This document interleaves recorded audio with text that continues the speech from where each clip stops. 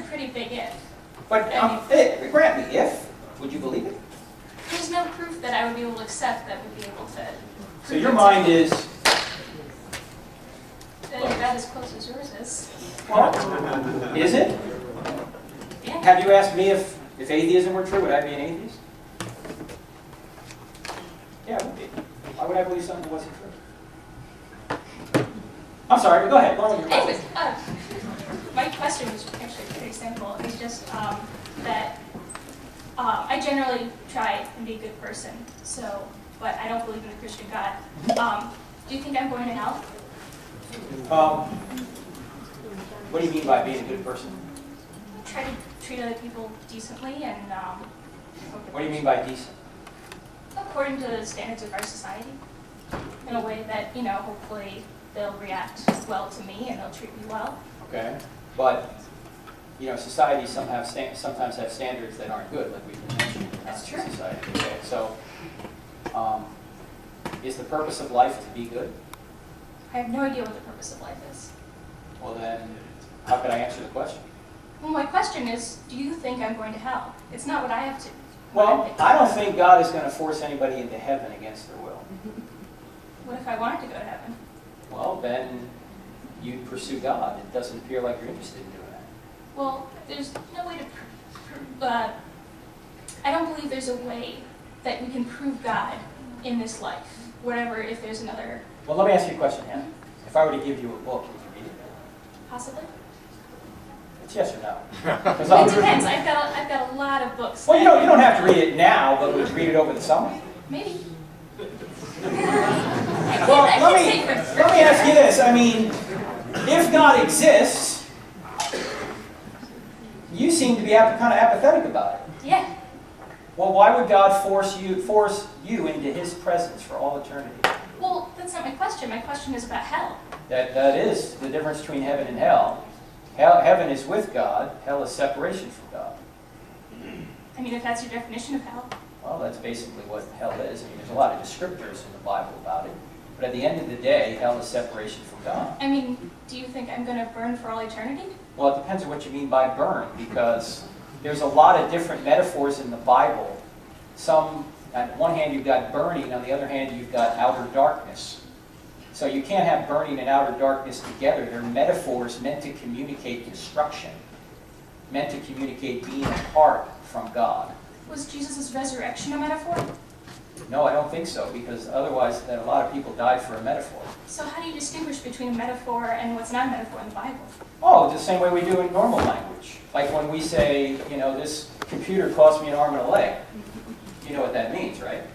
Unless somebody took an arm and a leg from you. Yeah, if I was an amputee, but we don't. We generally understand most times when metaphors are used and when something is literal. So I don't think hell would be a nice place to go to, but even Christopher Hitchens says hell, or let me back up. Christopher Hitchens says heaven would be hell to him. He doesn't want God now, so he's not going to want God in eternity. Well, I'm not Christopher Hitchens. I know.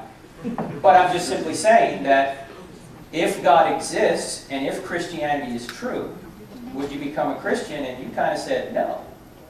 Well, it depends if it's in this life or it's in theoretically another life, because I don't believe that you can prove anything about whether Christianity or whether there's life after death in this lifetime. So there's no, I mean... Why do you say that? Why do you, and what do you mean by proof? Beyond a reasonable doubt. Okay, good. I think that's true, beyond a reasonable doubt. And why couldn't we prove beyond a reasonable doubt that Jesus rose from the dead? Because nobody... all the testimonies about it were written hundreds of years later. There's a lot of, eyewitness testimony from a long time ago that doesn't hold much weight in, It doesn't matter how far back the testimony was. If it's eyewitness testimony and you can reconstruct the original, it could have happened yesterday. Well, what about Herodotus? What does that have to do with Jesus? Does everything that he, he wrote histories, back even before... Hang on 1 second. You seem to be saying that you can't prove Jesus rose from the dead. Right. At the same time, you're saying you can prove he didn't. No. Well, yeah, it seems highly unlikely, given that nobody else in the history of human existence has ever risen from the dead. It seems very unlikely that one person in one specific situation would have, given that the only thing we have to prove it is eyewitness testimony from 100 years later. Or 200 years later. And that is exactly why the resurrection is such an amazing miracle. Because if resurrections happened all the time, we wouldn't look at Christ's resurrection as being anything unusual. What about all the other miracles that were, maybe some of them are true, maybe some of them aren't, That's right. You have to evaluate them on a case-by-case basis. And let me just say, you're factually in error about when the documents were written down. Okay, when were they written down? Well, as you'll see tomorrow night, they were... I'm not going to see them tomorrow night. Okay, well, I can't go through the whole presentation of tomorrow night tonight. I'm sorry. Will you briefly summarize? Yeah, I'll say that most, if not all, the documents were written down prior to 70 AD.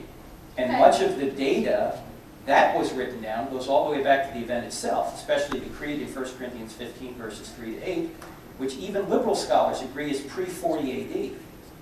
So this is very early testimony. Even Bart Ehrman, the great skeptic, says Jesus certainly existed, certainly was crucified, certainly his disciples believed he rose from the dead. The only thing Bart Ehrman can't bring himself to believe is that he actually did rise from the dead, because he says an historian can't know that. Why? Because philosophically he's ruled miracles out of existence, not because the data isn't there.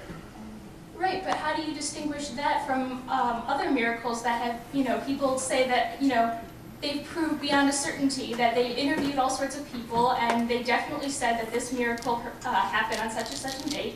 All the different, martyrs in Catholicism. I mean, do you have to look at you have to look at each alleged miracle claim on a case-by-case basis and make a judgment as to whether or not the eyewitness and other testimony is good enough to meet the standard you brought up, which is the right standard beyond a reasonable doubt.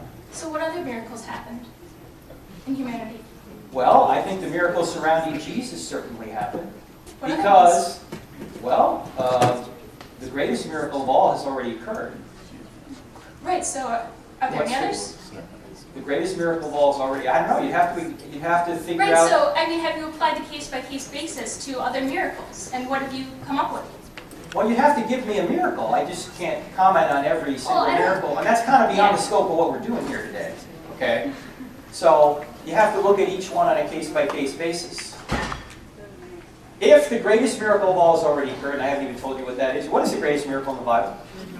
No, the resurrection is easy. The greatest miracle in the Bible is the first verse. In the beginning, God created the heavens and the earth. We've just given evidence that the first verse is true. If that verse is true, are the other verses in the book at least possible? Sure. Okay. So you can't philosophically rule miracles out as David Hume does, as Bart Ehrman does, as James Tabor from UNC. Yes, you can. No, you can't, because the greatest miracles already occurred. I mean, it's if God exists, miracles are possible. Your definition of a miracle. Well, it does. It does depend. I'm talking about an intervention of God into the space-time continuum.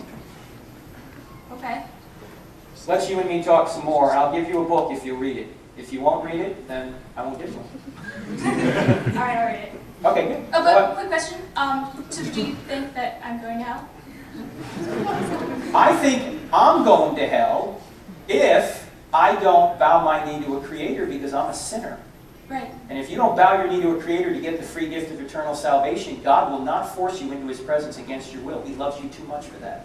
So that's a yes? He'll send you when you